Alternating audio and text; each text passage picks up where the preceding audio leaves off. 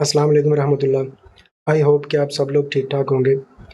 Welcome to our subject entrepreneurship. इसका आज हम लोग इंट्रोडक्टरी चैप्टर डिस्कस करने वाले हैं और ये इंट्रोडक्टरी लेक्चर है। एंटरप्रेन्योरशिप क्या होती है और इसमें क्या क्या चीज़ें हम लोग डिस्कस करेंगे और इसकी जो बेसिक टर्मिनोलॉजीज हैं हमारा फोकस उस पे रहेगा इस लेक्चर में कि हमने बेसिकली एंटरप्रेन्योरशिप बेसिकली कहते किसे हैं और एंटरप्रेन्योर क्या होता है, इसका थोड़ा-सा हिस्टोरिकल बैकग्राउंड और बेसिक बेसिक चीज़ें जो हैं वो आज हम लोग इसकी डिस्कस करेंगे। तो इस चैप्टर में ये जो सब्जेक्ट है बेसिकली ये बहुत ही इम्पोर्टेंट सब्जेक्ट है और आप लोग देखते हैं जितने भी डेवलप्ड कंट्रीज़ हैं इस वक्त, यानी कि अमेरिका है या जापान है या चाइना है, ये जो जितने भी कंट्रीज़ जो हैं ये जो इकोनॉमिकली काफ़ी स्ट्रॉन्ग हैं, ये लोगों ने इन कंट्रीज़ ने बेसिकली इस सब्जेक्ट पे ज़्यादा फोकस किया है और ये सब्जेक्ट समझ लें कि बेस बना है उनकी तरक्की की। जो उन्होंने फाइनेंशियली या इकोनॉमिकली हम कहें, उन्होंने जितनी भी तरक्की की है वो बेसिकली उसके बैक एंड पे कहीं न कहीं एंटरप्रेन्योरशिप का हाथ है। तो ये जो सब्जेक्ट है ये बहुत इम्पोर्टेंट है। किसी भी कंट्री को जो कंट्री की जो इकोनॉमी है उसको स्ट्रॉन्ग करने के लिए, किसी भी कंट्री को इकोनॉमिकली स्ट्रॉन्ग करने के लिए ये बहुत इम्पोर्टेंट है। इसलिए इस सब्जेक्ट को हमारे बीएस की जो क्लासेस हैं, जो पंजाब यूनिवर्सिटी से जो एफिलिएटेड कॉलेजेस हैं, उनके जो बीएस हैं उनमें काफ़ी सारे बीएस में ये जो सब्जेक्ट है ये इंट्रोड्यूस करवा दिया गया। तो ये सब्जेक्ट जो है ये चूँकि बहुत अहम है, इसीलिए उन्होंने ये सारे बीएस यानी कि BS Urdu, BS Islamic studies, ये सारों में ये सब्जेक्ट जो है ये इंट्रोड्यूस करवा दिया गया। देखिए पहले तो बीएस उर्दू का कोई ताल्लुक नहीं था बिज़नेस के साथ या एंटरप्रेन्योरशिप के साथ। इसी तरह बीएस इस्लामिक स्टडीज़ जो है उसका भी कोई ताल्लुक नहीं था, उसमें कोई ऐसा सब्जेक्ट नहीं था। लेकिन हमारे कंट्री की जो इकोनॉमिक कंडीशन है उसको देखते हुए अगर जो हमारी एजुकेशन मिनिस्ट्री है उसने अगर ये स्टेप लिया है तो आई एप्रिशिएट कि उन्होंने बहुत ज़बरदस्त स्टेप लिया है। और ये सब्जेक्ट एक और चीज़ मैं आपको बता दूँ, ये मैट्रिक लेवल पे भी हमारे इंट्रोड्यूस हो चुका हुआ है। तो ये बहुत ही अच्छी बात है कि जब हमारे पास पहले जस्ट इंटर लेवल पे कॉमर्स की क्लासेस होती थी, आईकॉम, डीकॉम वगैरह, तो वहाँ पर आके बच्चों को सिखाया जाता था कि बिज़नेस क्या होता है और कैसे करना होता है। लेकिन एंटरप्रेन्योरशिप का कॉन्सेप्ट वहाँ पर भी इतना ज़्यादा नहीं था इन, लेकिन अब ये सब्जेक्ट एंटरप्रेन्योरशिप जो है ये मैट्रिक लेवल पे अगर इंट्रोड्यूस करवाया गया दैट्स ग्रेट। और ये बहुत ही ज़बरदस्त एक स्टेप मैं तो समझता हूँ कि ये गवर्नमेंट ने लिया है, तो आई एप्रिशिएट इट। और ये सब्जेक्ट जो है ये बहुत ही इंटरेस्टिंग है और ये प्रैक्टिकल फील्ड जो है या आपकी जो लाइफ है उससे रिलेटेड है। तो आप लोग इस सब्जेक्ट को पढ़ के इसको सीख के बहुत ज़बरदस्त किस्म के एंटरप्रेन्योर बन सकते हैं और आप लोग बहुत ज़बरदस्त किस्म की इनोवेशंस कर सकते हैं। और अभी तक आज से पहले तक हम लोगों ने यही सुना था कि जो इनोवेशंस होती हैं वो कोई साइंटिस्ट किस्म के लोग होते हैं, वही इनोवेशंस करते हैं, वही ब्रेक थ्रू करते हैं इस तरह के। तो ऐसी बात हरगिज़ नहीं है। अब आप बेशक बीएस इंग्लिश कर रहे हैं, बीएस उर्दू कर रहे हैं या आप एजुकेशन की फ़ील्ड से हैं, आप किसी भी फ़ील्ड से हैं, तो आप भी इनोवेशन कर सकते हैं, आप भी नई-नई चीज़ें ईजाद कर सकते हैं और आप भी अपना एक नाम बना सकते हैं, जो कि इस सब्जेक्ट की मदद से हम लोग इंशाल्लाह ताला करेंगे भी। तो इस सब्जेक्ट को ना सिर्फ़ आप थ्योरेटिकली समझें बल्कि इसको आपने प्रैक्टिकली अपनी लाइफ में इम्प्लीमेंट भी करना है। और आपने ये ज़हन में रखना है कि ये जो सब्जेक्ट है इसको पढ़ के हमने एक बिज़नेस जो है वो हमने स्टैंड करना है। यानी कि हमने कोई नया किस्म का बिज़नेस स्टैंड करना है जो कि रवायती किस्म के जो ट्रेडिशनल किस्म के बिज़नेसेस होते हैं उनसे हट के होगा और वो ग्रो करेगा और हम लोग उसको अपना सोर्स ऑफ अर्निंग भी बनाएँगे और हम लोग कोशिश करेंगे कि हमारा फ्यूचर भी उसी में सेट हो। हमें जॉब ओरिएंटेड नहीं होना चाहिए। जॉब्स करना बहुत अच्छी बात है लेकिन बिज़नेस करना और एंटरप्रेन्योरल बिज़नेस करना ये उससे भी अच्छी बात है। अभी हो सकता है आपको एंटरप्रेन्योरल बिज़नेस की टर्म जो है वो समझ ना आ रही हो कि ये एंटरप्रेन्योरल बिज़नेस क्या होता है। तो ये हम लोग आगे जाके इस सब्जेक्ट में हम लोग इंशाल्लाह सीखेंगे और आप लोग देखेंगे कि ये सब्जेक्ट जो है ये मैं समझता हूँ कि ना सिर्फ़ इंडिविजुअल्स या ग्रुप ऑफ इंडिविजुअल्स की ज़िंदगी बदल सकता है, मैं समझता हूँ ये हमारी कंट्री की और पूरी दुनिया की किस्मत बदल सकता है। तो ये बहुत ही पावरफुल सब्जेक्ट है और इसको बड़े ध्यान से समझें और इसको प्रैक्टिकली कोशिश करें कि सारी जो चीज़ें आप थ्योरेटिकली पढ़ रहे हैं उसको प्रैक्टिकली अपनी पर्सनैलिटी पे इम्प्लीमेंट करते जाएँ और रियल वर्ल्ड में इम्प्लीमेंट करते जाएँ ताकि आपको इसकी अच्छी आउटपुट साथ साथ मिलती जाए। यानी कि आपने सिर्फ इसको थ्योरेटिकली नहीं पढ़ना है, आपने इसको अपनी लाइफ का हिस्सा बनाना है, आपने इसको अपनी पर्सनैलिटी का हिस्सा बनाना है। जो चीज़ें आप पढ़ें उसको आप अपनी पर्सनैलिटी का पार्ट बना लें, ठीक है। तो चलते हैं, आज हम देखते हैं कि ये जो इंट्रोडक्टरी हमारा चैप्टर है, इंट्रोडक्शन टू एंटरप्रेन्योरशिप, इसमें हमें क्या क्या चीज़ें सीखने को मिलेंगी। तो एजेंडा जो है इस लेक्चर का, अभी इंट्रोडक्शन वाला जो चैप्टर है ये काफ़ी लंबा चलेगा, मैंने इसके कुछ पार्ट्स बना दिए हुए हैं।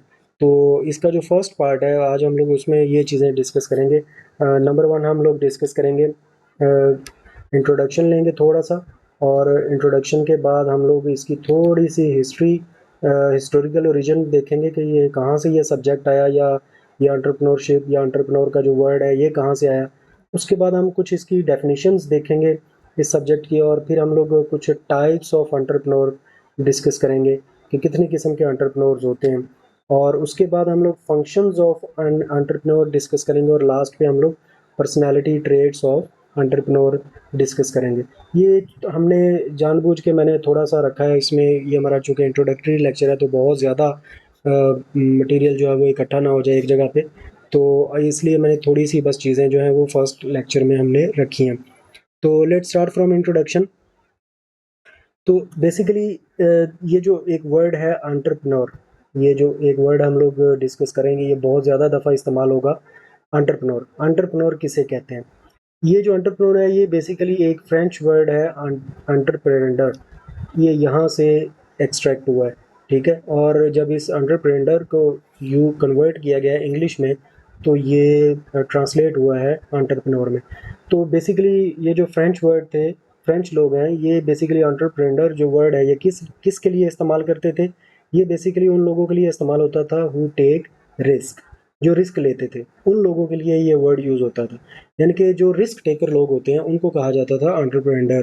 तो अब उसी को जब ट्रांसलेट किया गया इंग्लिश में तो वो बन गया एंटरप्रेन्योर। तो आज हम लोग ये वाला वर्ड जो है एंटरप्रेन्योर ये यूज़ करते हैं। तो बेसिकली हम कह सकते हैं कि एंटरप्रेन्योर बेसिकली वो शख्स है जो कि रिस्क लेता है।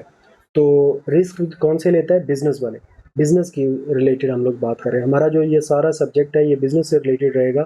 तो बिजनेस में बिजनेस, नया बिजनेस करने का रिस्क जो लेता है, जो नई प्रोडक्ट बनाने का रिस्क लेता है, जो नई मार्केट में जाने का रिस्क लेता है, ये नई मार्केट में जाना, नई नई किस्म की प्रोडक्ट्स बनाना, नए नए मेथड्स जो है वो क्रिएट करना एक प्रोडक्ट को बनाने के, ये सारे बेसिकली रिस्क होते हैं।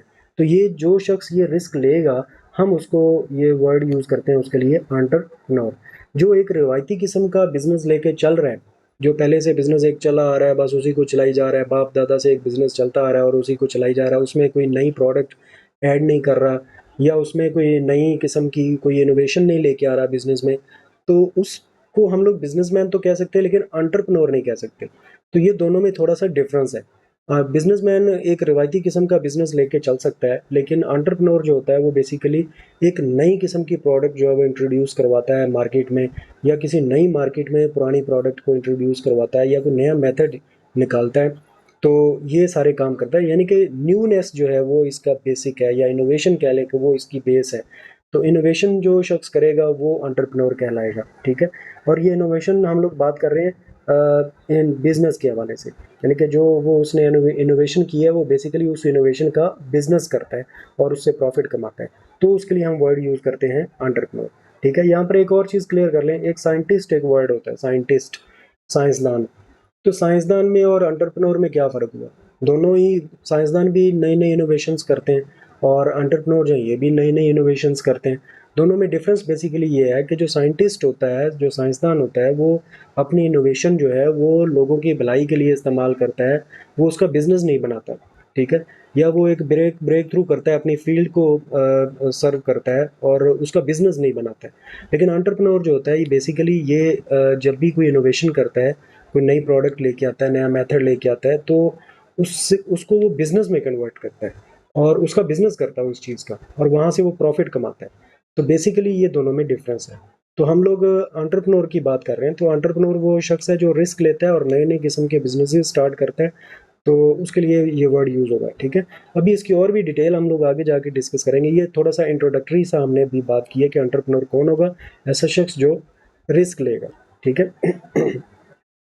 इसी तरह entrepreneur take risk to start and manage business. इसी तरह एक और भी कहा जाता है कि an entrepreneur is a person who leads and creates, जो नई नई क्रिएशंस करता है, तख्लीक़ात करता है और लीड करता है, दूसरों के लिए मिसाल बनता है। और नई नई चीज़ें जब कोई बंदा क्रिएट करेगा, इनोवेट करेगा, तो वो लोगों को लीड कर रहा होता है बेसिकली एक नई सिमत में, ठीक है। अच्छा, एक और वर्ड है, अब आते हैं एंटरप्रेन्योरशिप। ये क्या चीज़ है एंटरप्रेन्योरशिप? अभी तक हमने जो पढ़ा है वो एंटरप्रेन्योर पढ़ा है, अब हम बात कर रहे हैं एंटरप्रेन्योरशिप किसे कहते हैं। Entrepreneurship basically is a process, ठीक है। तो अभी हमने जो ऊपर बात की थी, एंटरप्रेन्योर जो है वो बेसिकली एक पर्सन है, जबकि एंटरप्रेन्योरशिप जो है वो एक प्रोसेस है, ठीक है। तो ये किस चीज़ का प्रोसेस है? इस प्रोसेस में क्या होता है? आइडेंटिफाइंग अपॉर्चुनिटीज़, नई नई अपॉर्चुनिटीज़ फाइंड आउट की जाती हैं। इनोवेटिंग एंड मैनेजिंग रिस्क, नई नई इनोवेशंस की जाती हैं और रिस्क मैनेज किए जाते हैं। Create and grow a business, और नया बिजनेस क्रिएट किया जाता है और उसको ग्रो किया जाता है। तो एंटरप्रेन्योरशिप बेसिकली क्या हुआ, इसमें क्या होता है? नई किस्म की अपॉर्चुनिटीज़ फाइंड आउट करना, इनोवेशंस करना, रिस्क मैनेज करना और नया बिजनेस क्रिएट करना और फिर उसको आगे ग्रो करना, ठीक है। This all process is called entrepreneurship, ठीक है। तो एंटरप्रेन्योरशिप में अगर और सिंपल वर्ड्स में बताऊँ आपको, सादा सी ज़ुबान में, तो वो ये है कि जब आप कोई नई किस्म की ईजाद करते हैं, नई किस्म का आइडिया लेके आते हैं और उस आइडिया से आप एक नई किस्म की ईजाद करते हैं, कोई नई किस्म की प्रोडक्ट बनाते हैं, और वो नई प्रोडक्ट जो है उस प्रोडक्ट को आप स्केल करते हैं और काफ़ी सारी मकदार में बना के फिर आप उसको सेल करते हैं, उसका बिज़नेस करते हैं और वहाँ से प्रॉफिट अर्न करते हैं। तो ये सारा प्रोसेस जो है, यानी कि नया आइडिया जनरेट करने से लेके, नई अपॉर्चुनिटी फाइंड आउट करने से लेके प्रॉफिट कमाने तक, ये सारे जो स्टेप्स बीच में आएंगे, ये सारा जो प्रोसेस होगा, this all process is called entrepreneurship, ठीक है। तो entrepreneurship basically both a science and an art, ये एक साइंस भी है और ये एक आर्ट भी है, फन भी है, ठीक है। तो दुनिया में दो ही चीज़ें होती हैं नॉलेज में, यानी कि एक साइंस है जिसे हम नॉलेज कहते हैं, इल्म कहते हैं, और दूसरा है आर्ट है, यानी कि फ़न है, स्किल है, जो करने वाला होता है काम।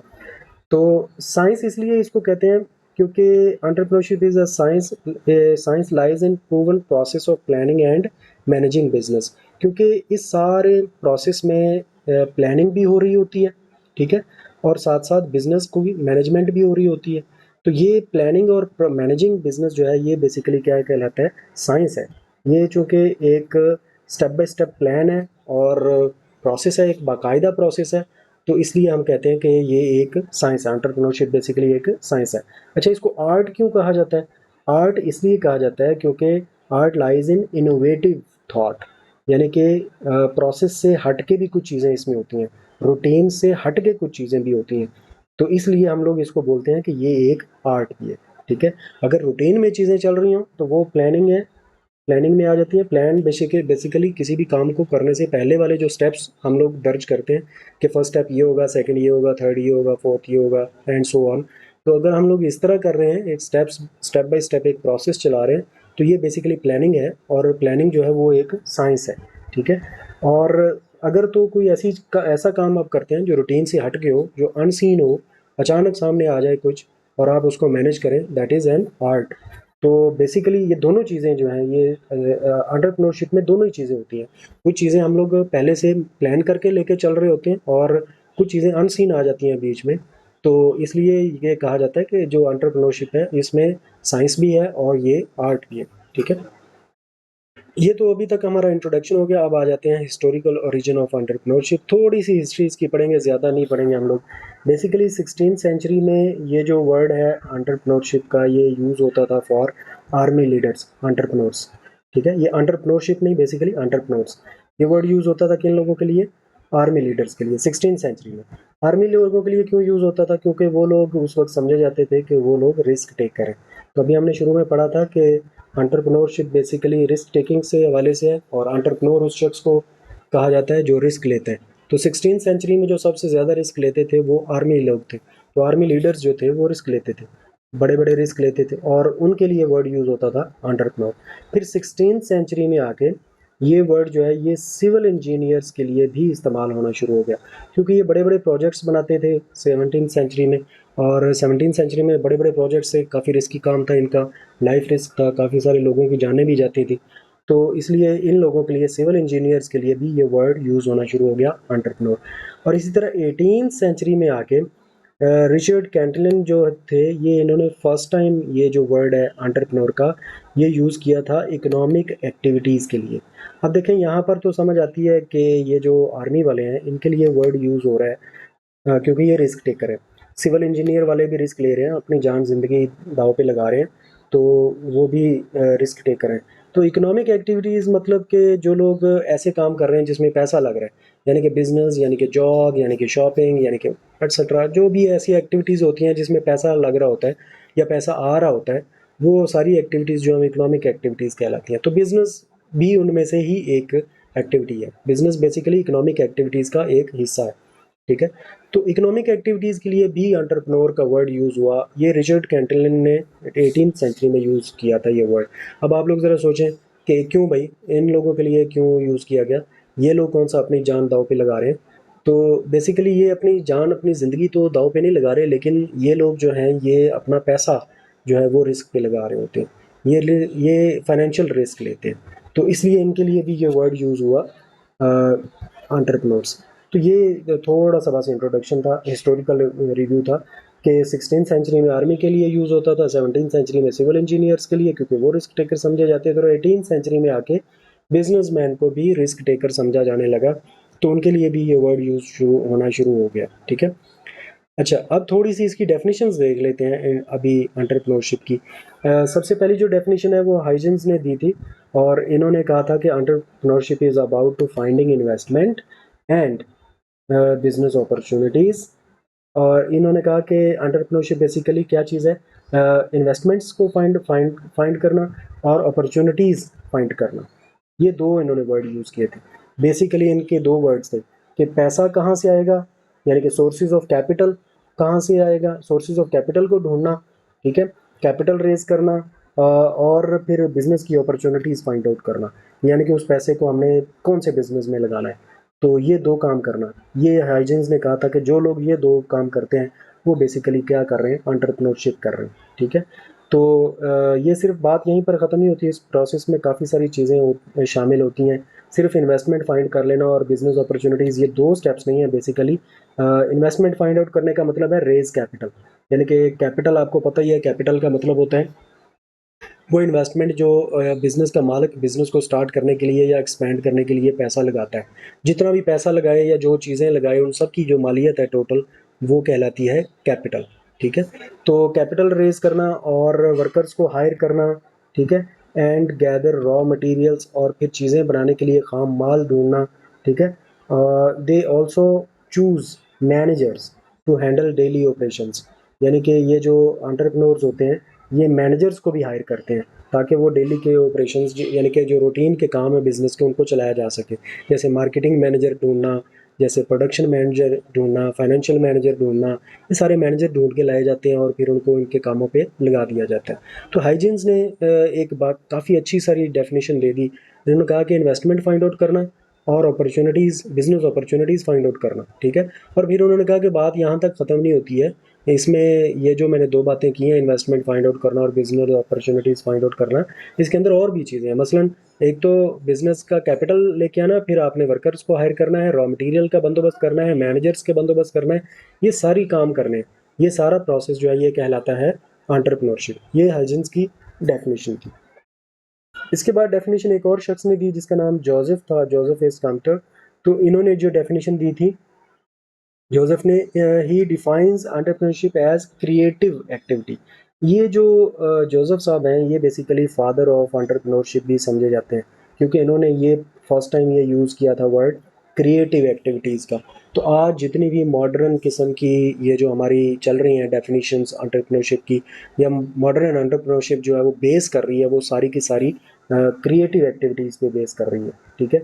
आज हम जब भी डिफाइन करते हैं एंटरप्रेन्योरशिप को, या जब भी वर्ड बोला जाता है एंटरप्रेन्योरशिप, तो सबसे पहली जो चीज़ माइंड में आती है वो आती है क्रिएटिविटी, इनोवेशन, ठीक है।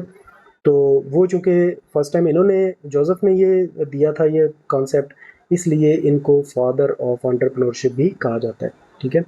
तो इट इन्वॉल्व्स न्यू प्रोडक्ट्स, ठीक है, new methods, new markets, new raw materials and organisations, ठीक है। इन्होंने बहुत ही ज़बरदस्त किस्म की कम्प्रिहेंसिव किस्म की डेफिनेशन दी है। इन्होंने कहा क्रिएटिव एक्टिविटीज़ करना एंटरप्रेन्योरशिप है, और इसमें और क्या चीज़ें हैं, उन्होंने कहा कि नई किस्म की प्रोडक्ट बना देना। अगर आप एक नई प्रोडक्ट बनाते हो, न्यू प्रोडक्ट से मुराद है यहाँ पर कि कोई ऐसी प्रोडक्ट आप बना देते हो जो पहले कहीं पे एग्जिस्ट ही नहीं करती, वो पहले कभी किसी ने बनाई नहीं है, तो आप एंटरप्रेन्योरशिप कर रहे हैं, ठीक है। या उन्होंने कहा कि अगर आप नई प्रोडक्ट नहीं बना रहे बल्कि तो नया कोई मेथड, प्रोडक्ट बना तो सेम ही बन रही है लेकिन उस प्रोडक्ट को बनाने का कोई मेथड आप नया निकाल लेते हो, और वो मेथड जो है वो पहले से कोई एफिशिएंट मेथड है, और उससे क्वालिटी में कोई इजाफा हो गया है या कॉस्ट कटिंग हो गई है, या और उसमें कोई बेनिफिट हुआ है, कोई नया मेथड आया है जो पहले उसने कुछ ईज़ कर दिया है, ईज़ी कर दिया है प्रोडक्ट को बनाना। तो ये अगर कोई आपने इस तरह का कोई मेथड नया निकाल लिया लेकिन आप प्रोडक्ट पुरानी ही बना रहे हो कोई, तो भी आप एंटरप्रेन्योरशिप ही कर रहे हैं, ठीक है। इसके अलावा उन्होंने कहा कि न्यू मार्केट्स, नई मार्केट्स को ढूंढना, यानी कि आप कोई ऐसी मार्केट ढूंढ लेते हो जहां पर पहले वो प्रोडक्ट मौजूद नहीं है, यानी कि प्रोडक्ट नई नहीं है, प्रोडक्ट पुरानी है, लेकिन किसी ऐसी शहर में आप चले गए हो जहाँ पर वो प्रोडक्ट जो है वो लोगों को पता ही नहीं है उस प्रोडक्ट का, या आप किसी ऐसे मुल्क में देखते हो कि कहाँ उस मुल्क में, उस कंट्री में वहाँ पर वो प्रोडक्ट जो है वो लोगों को पता नहीं है, वो इंट्रोड्यूस ही नहीं हुई है, तो इसका मतलब है कि आपने एक नई मार्केट ढूंढ ली है उस प्रोडक्ट के लिए। तो ये अगर आपने काम कर लिया तो ये भी एक ब्रेक थ्रू है, ये भी एक किस्म की इनोवेशन है, ये भी एक क्रिएटिविटी है। तो आपने बेसिकली क्या किया है, आप भी एंटरप्रेन्योरशिप ही कर रहे हैं। फिर उन्होंने कहा कि अगर ये काम भी नहीं कर रहे आप, तो आप अगर कोई नया नया रॉ मटेरियल ढूंढ लेते हो, कोई नया खास किस्म का मटेरियल ढूंढ लेते हो पुरानी ही प्रोडक्ट को बनाने के लिए, तो भी आप एंटरप्रेन्योर हैं और आप एंटरप्रेन्योरशिप ही कर रहे हैं। यानी कि मिसाल के तौर पे अगर आपने देखा होगा कि पहले जो शूज़ हमारे बनते थे पुराने दौर में, तो वो बनाए जाते थे एनिमल स्किन यानी कि लेदर यानी कि चमड़े के, तो बनते थे। उसके बाद चूँकि वो कम पड़ गया, तो उसके बाद एक नया मटेरियल जो है वो इंट्रोड्यूस हो गया, जैसा कि नायलॉन का जूते बनने शुरू हो गए। फिर उसके बाद एक ख़ास किस्म का फ़ोम सा आ गया, उसके जो शूज़ हैं वो जूते बनने शुरू हो गए। और भी इसी तरह के नए-नए मटेरियल्स जो हैं वो इंट्रोड्यूस होना शुरू हो गए जूते बनाने के लिए। तो अगर आप एक जूता बन तो जूता ही रहा है, प्रोडक्ट तो वही है, सेम ही है, लेकिन उसको बनाने का नया मटेरियल अगर आप कोई ढूँढ लेते हो, तो भी आप एंटरप्रेन्योर ही हो, ठीक है। इसी तरह अगर एंटरप्रेन्योर बनना देखें कोई मुश्किल काम नहीं है, तो एंटरप्रेन्योरशिप करना भी कोई मुश्किल काम नहीं है। अगर आप सिंपली नई प्रोडक्ट बना लेते हो तो भी आप एंटरप्रेन्योर हो, नया मेथड बना लेते हो, प्रोडक्ट वही है मेथड नया है, तो भी आप एंटरप्रेन्योर बन गए। अगर आप मेथड भी वही है, प्रोडक्ट भी पुरानी है, लेकिन अगर आप नई मार्केट में चले गए हो जहाँ पर वो पहले से प्रोडक्ट मौजूद नहीं है, तो भी आप एंटरप्रेन्योर बन गए। और इसी तरह अगर आपने प्रोडक्ट भी वही बन रही है, मेथड भी वही है, मार्केट भी वही है, लेकिन अगर आपने कोई उस प्रोडक्ट को बनाने का मटेरियल नया को ढूँढ लिया है, तो भी आप एंटरप्रेन्योर बन गए, ठीक है। और जो आप काम कर रहे हो, जो आप प्रोसेस कर रहे हो, जो आप बिज़नेस बना रहे हो, वो बन जाएगा आपका एंटरप्रेन्योरशिप, ठीक है। इसी तरह लास्ट वन उन्होंने कहा कि अगर आप एक नई ऑर्गेनाइज़ेशन बना लेते हो, यानी कि जैसा कि आपको पता है दुनिया में सबसे पहला जो बिज़नेस स्टार्ट हुआ था दैट वाज़ सोल प्रोप्राइटरशिप, यानी कि वाहिद मलकीयती कारोबार था। फिर उसके कई सालों बाद, कई 100 सालों के बाद वो एक नया बिज़नेस ऑर्गेनाइज़ेशन बना जिसे हम पार्टनरशिप के नाम से जानते हैं। फिर उसके कई अरसे बाद एक नई ऑर्गेनाइज़ेशन बनी जिसको हम कंपनी कहते हैं। फिर इसी तरह फ्रेंचाइज़ का कॉन्सेप्ट आ गया, ठीक है। फिर इसी तरह सिंगल मेंबर कंपनी का कॉन्सेप्ट आ गया। फिर इसी तरह एलएलसी का कॉन्सेप्ट आ गया। तो ये काफ़ी सारे जो नई किस्म की ऑर्गेनाइज़ेशंस बनती हैं, अगर आप इस तरह की कोई नई ऑर्गेनाइज़ेशन ऑफ बिज़नेस क्रिएट कर लेते हो तो भी आप बन जाते हो एंटरप्रेन्योर। तो ये बड़ी अच्छी एक कम्प्रिहेंसिव किस्म की डेफिनेशन जो है वो जोसेफ ने दी थी। तो ये इन्होंने कहा कि अगर आप ये सारे काम में से कोई एक काम भी कर लेते हो तो आप एंटरप्रेन्योरशिप कर रहे हो, ठीक है। इसी तरह पीटर एफ ड्रकर जो हैं इन्होंने एक बहुत अच्छी डेफिनेशन दी थी एंटरप्रेन्योरशिप की। इन्होंने कहा कि entrepreneurship is not a science और आर्ट। ये तो इन्होंने बात ही ख़त्म कर दी कि ना ये साइंस है ना ये आर्ट है, बल्कि इन्होंने कहा कि it is a practice with knowledge base, and entrepreneurship knowledge is defined by its goals and practices। इन्होंने कहा कि आप कोई भी आप गोल आप एक सेट करते हो पहले कि मैंने ये काम करना है या मैंने ये चीज़ बनानी है या मैंने ये मेथड अडॉप्ट करना है, और फिर आप उसके लिए एक नॉलेज आप गेन करते हो, फिर उस नॉलेज को प्रैक्टिकली आप इम्प्लीमेंट करते हो। तो ये सारा जो है ये प्रोसेस जो है ये बेसिकली एंटरप्रेन्योरशिप है। तो पहले आप गोल सेट करते हो, फिर उसका नॉलेज लेते हो, नॉलेज लेके फिर आप उसको प्रैक्टिकली इम्प्लीमेंट करते हो, सिंपल। ठीक है। तो इन्होंने कहा कि ये कोई साइंस आर्ट वगैरह वगैरह कोई चक्कर नहीं है। तो ये देखें डेफिनेशंस में पहले हमने अभी थोड़ी देर पहले पढ़ा था कि ये एंटरप्रेन्योरशिप एक साइंस भी है और ये आर्ट भी है, और पीटर साहब कह रहे हैं कि नहीं, ये ना ये साइंस है और ना ही ये आर्ट है। तो ये कॉन्ट्राडिक्टरी आ जाती है। आप एक बंदे का कोई पॉइंट ऑफ व्यू है, आप उससे एग्री भी कर सकते हैं और आप उससे डिसएग्री भी कर सकते हैं, ये कोई मसला नहीं है। तो हमें दोनों पॉइंट ऑफ व्यू ही पढ़ने को मिल रहे हैं, तो हमें दोनों ही पढ़ने चाहिए। तो इसके बाद एक और डेफिनेशन है जो कि ए एच कोल ने डेफिनेशन दी थी। इन्होंने कहा कि entrepreneurship is the activity of starting और ऑर्गेनाइजिंग अ बिजनेस। इन्होंने कहा कि बेसिकली एंटरप्रेन्योरशिप क्या है कि एक बिजनेस स्टार्ट करना और उसको ऑर्गेनाइज करना। ठीक है। The goal is to make a profit by producing और डिस्ट्रीब्यूटिंग गुड्स और सर्विसेज। उन्होंने कहा कि बस बेसिकली मकसद क्या है हमारा, कि हमने प्रॉफिट अर्न करना है। और प्रॉफिट कैसे कमाना है, मुनाफा कैसे कमाना है, बाय प्रोड्यूसिंग और डिस्ट्रीब्यूटिंग गुड्स एंड सर्विसेज। यानी कि गुड्स या सर्विसेज को प्रोड्यूस करके बेचना है या हमने ख़रीद के आगे डिस्ट्रीब्यूट करनी है। देखें बिज़नेस में दो तरह के काम हो सकते हैं, या तो आप गुड्स बेच रहे हो या आप सर्विसेज बेच रहे हो। बिजनेस इस दो चीज़ों का हो सकता है, तीसरी कोई चीज़ ही नहीं है। ठीक है। या गुड्स का बिजनेस होता है या सर्विसेज का बिजनेस होता है, या दोनों का इकट्ठा हो सकता है, सिटी ऐसा हो सकता है। और गुड्स का अगर आप बिजनेस कर रहे हो तो आप गुड्स बना के भी बेच सकते हो और बनी बनाई खरीद के भी आगे बेच सकते हो। प्रॉफिट आप दोनों तरीकों से कमा सकते हो। ठीक है।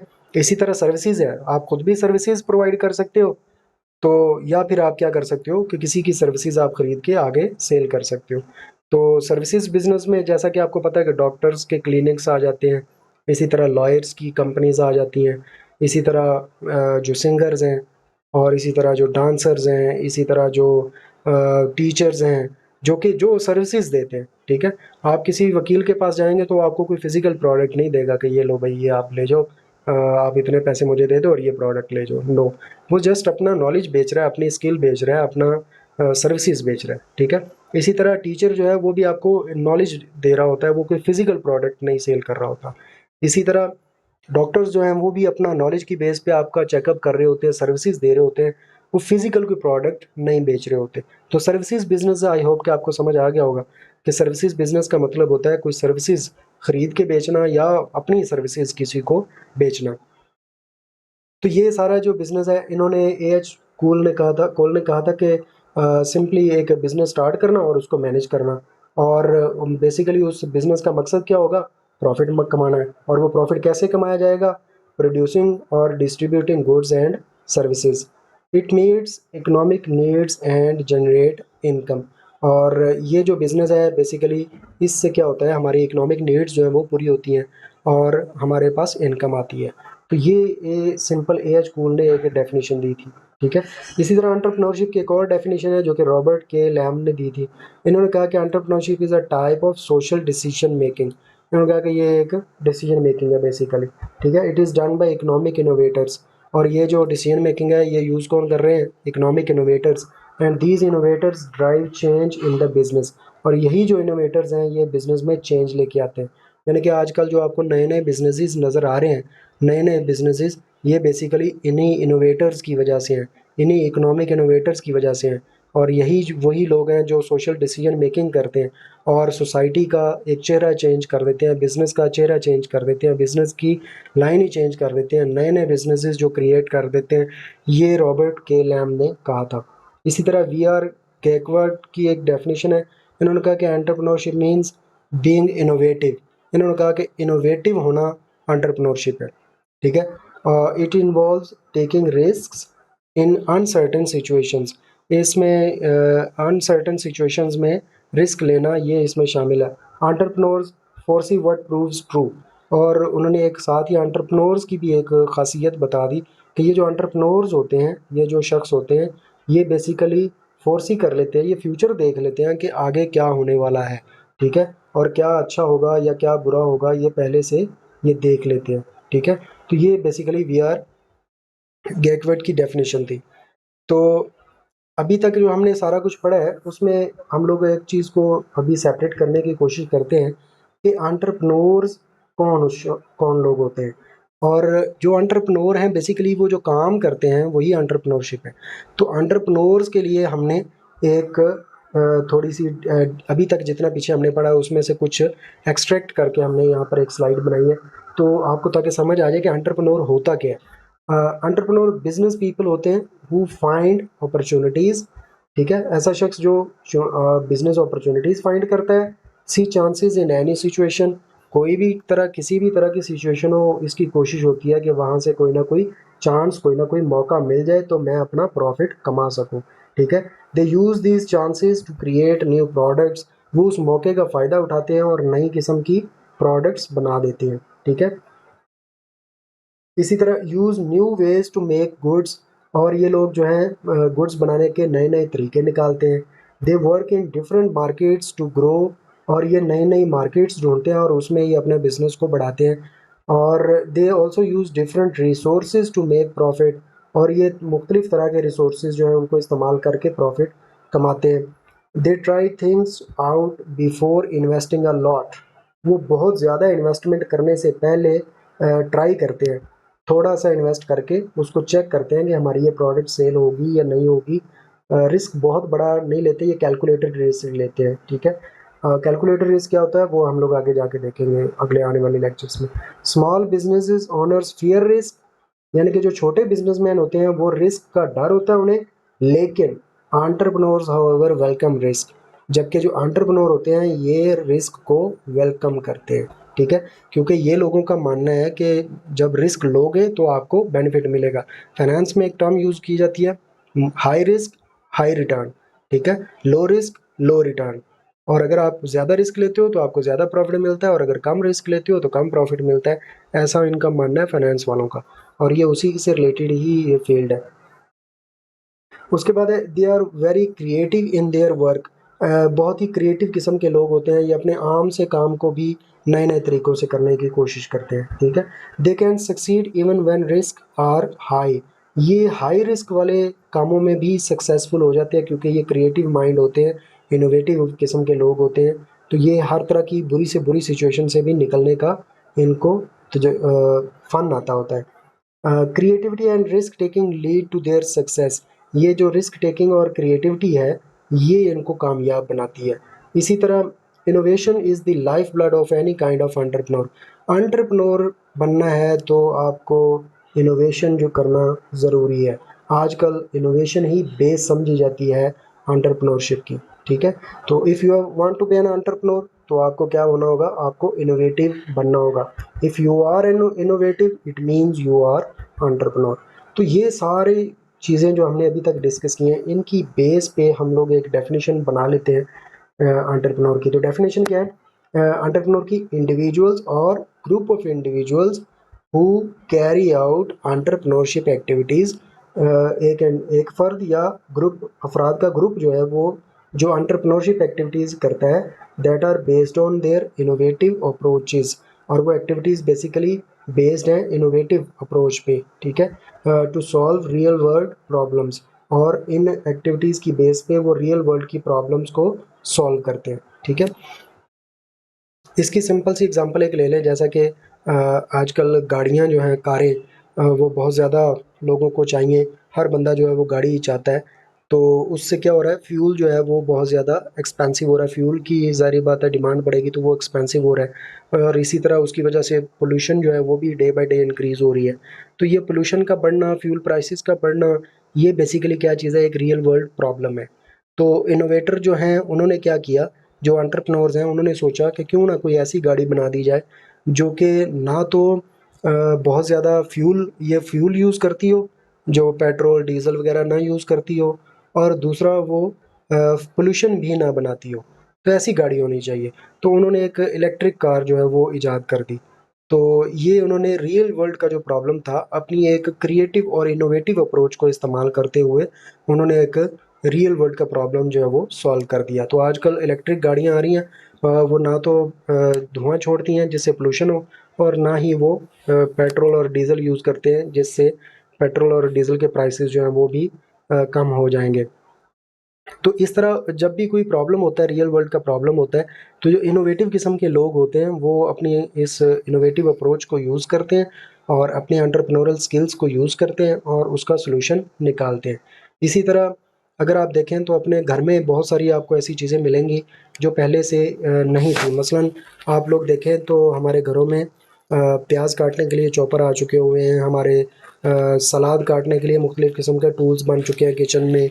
इसी तरह घरों में बहुत सारी आगे मच्छरों से बचने के लिए आजकल वो नेट का एक बन रहा है जनाब, वो नेट का वो एक जाली सी है, वो दरवाजे के आगे लगा सकते हैं आप।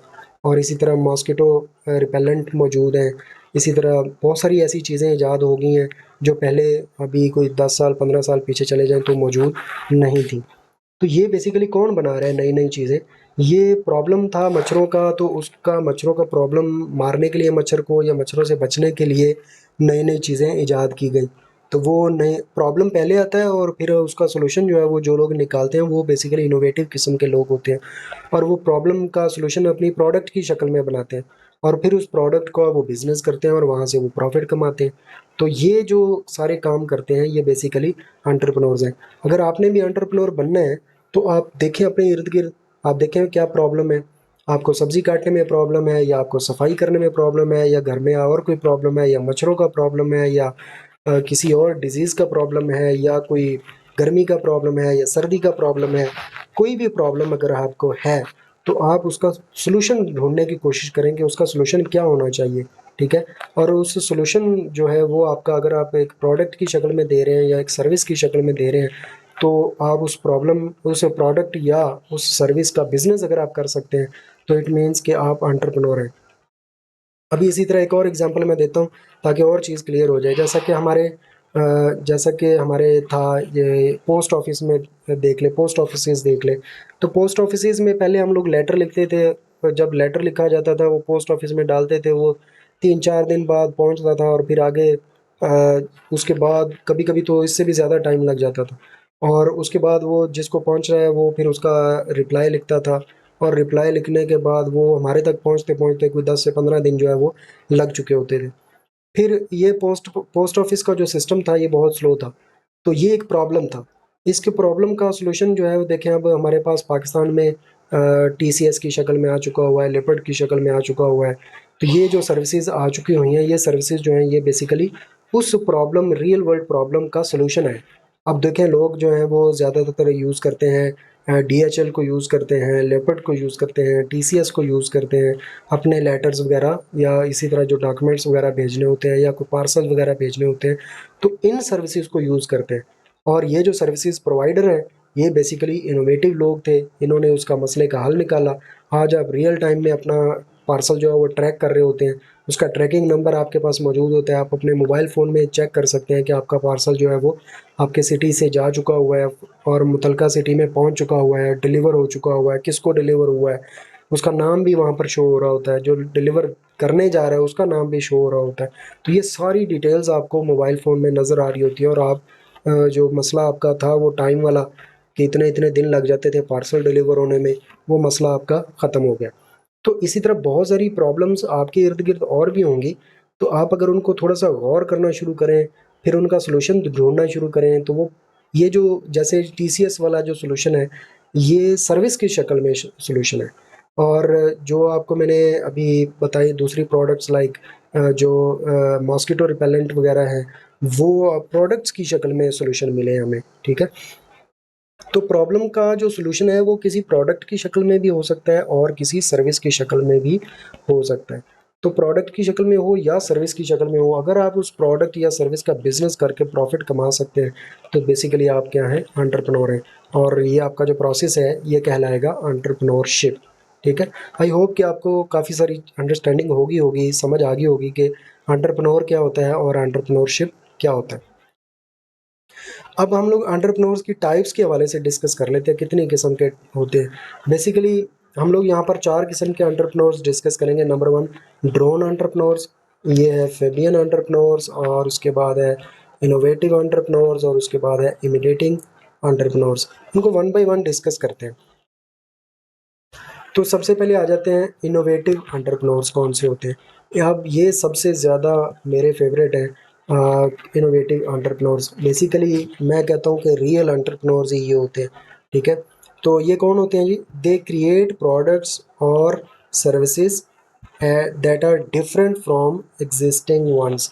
यानी कि ये कोई ऐसी प्रोडक्ट या सर्विस क्रिएट करते हैं जो कि मौजूदा प्रोडक्ट या सर्विसेज से डिफरेंट होती हैं, पहले वैसी सर्विस या प्रोडक्ट मौजूद नहीं होती। They constantly look for better solutions. ये हमेशा कोशिश करते रहते हैं कि जो दुनिया के प्रॉब्लम्स हैं, रियल वर्ल्ड की प्रॉब्लम्स हैं, उनका बेहतर से बेहतर सॉल्यूशन कोई ना कोई मिले। अभी मैंने आपको एग्जांपल दिया, पोस्ट ऑफिस की प्रॉब्लम थी, उसका सॉल्यूशन टीसीएस की शक्ल में आया। इसी तरह मॉस्किटोज मच्छरों की प्रॉब्लम थी, उसका सॉल्यूशन जो है वो नेट की शक्ल में आया और मार्केट मॉस्किटो रिपेलेंट की शक्ल में आया, ठीक है। तो ये जो सॉल्यूशन है ये कोशिश करते रहते हैं कि हर प्रॉब्लम का बेहतर से बेहतर सॉल्यूशन निकले। Their goal is to stay ahead of competitors. इनका मेन मकसद ये होता है कि अपने कंपेटिटर से आगे रहें एक कदम। ये हमेशा इनोवेशंस करके अपने कंपेटिटर्स को हमेशा हैरान कर देते हैं।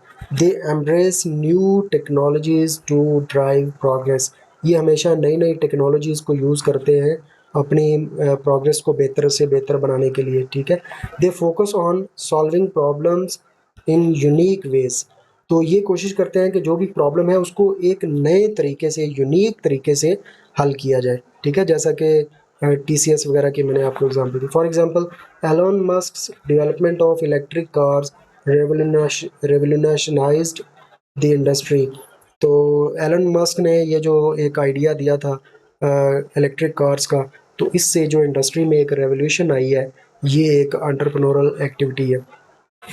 ये बेसिकली जो नई किस्म की प्रोडक्ट आई है, नई किस्म की कार आई है, तो इसको हम लोग कहते हैं कि ये जो इनोवेटर था, ये जो एंटरप्रेन्योर था, ये इनोवेटिव एंटरप्रेन्योर था। उसके बाद सेकंड टाइप ऑफ एंटरप्रेन्योर्स आ जाती है इमिटेटिंग। इमिटेटिंग एंटरप्रेन्योर्स क्या करते हैं? They learn from others success and mistakes. ये देख रहे होते हैं, बेसिकली ये देख रहे होते हैं इनोवेटिव एंटरप्रेन्योर्स की तरफ, ठीक है। और ये जो इनोवेटिव एंटरप्रेन्योर्स जो सक्सेस या मिस्टेक्स करते हैं, ये वहाँ से सीखते हैं, और सीखने के बाद ये क्या करते हैं? दे focus on improving existing products और सर्विस। और इनकी कोशिश होती है कि जो प्रोडक्ट या सर्विस इन्होंने बनाई है, ये इनोवेटिव एंटरप्रेन्योर्स ने बनाई है, ये उसको मज़ीद बेहतर करते हैं, उसके अंदर मज़ीद चेंजेस लेके आते हैं, ठीक है। यानी कि ये एडिशनल चेंजेस लेके आते हैं और उसको प्रोडक्ट को पहले से मज़ीद बेहतर करते हैं। ये भी बहुत अच्छे एंटरप्रेन्योर्स हैं, बेसिकली ये इम्प्रूवमेंट्स लेके आ रहे होते हैं एग्जिस्टिंग प्रोडक्ट्स में। Their goal is to offer better value to customers. इनका जो बेसिकली इनका जो गोल है, ये कस्टमर को बेटर वैल्यू प्रोवाइड करना होता है। यानी कि कस्टमर जितने पैसे दे रहा है उससे बेहतर उसको उसका प्रोडक्ट मिले।